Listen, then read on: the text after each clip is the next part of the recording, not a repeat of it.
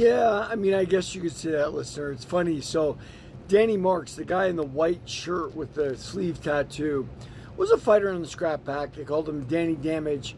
Um, Danny said to me, he came down to Mission Beach. By the way, this night right there with all of us giving the bird to the world, what is it, this FTW, that was the last night before I got arrested in my second case.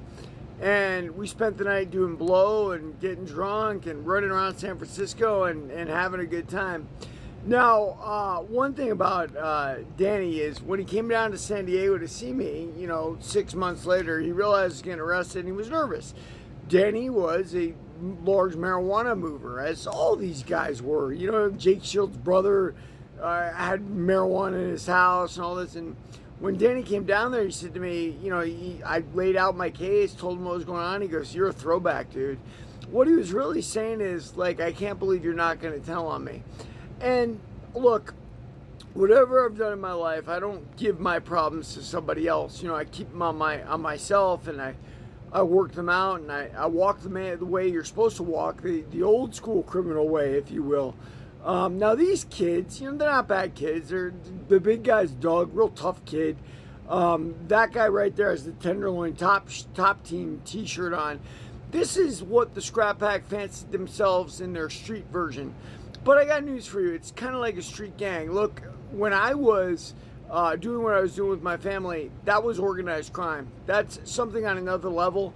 And I constantly get people. I got a Mexican guy testing me at work right now. They get delusional in their own head about what they think I am, but I will not break. I guarantee you. I won't break for the government, and I certainly won't break for some punk-ass kid trying to mess with me in the streets.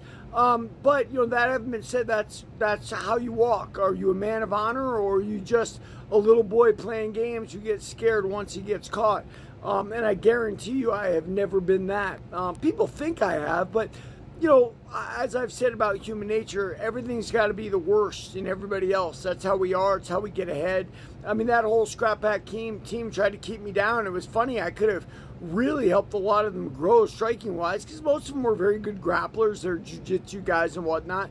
But listen, man, you can't force yourself on anybody in this world, And I don't go out of my way to kiss ass. Like, I'm not going to do it. I'll show you how good I am. If you want to use that to avoid me and then say I was terrible, you're welcome to do that. That's what those guys did.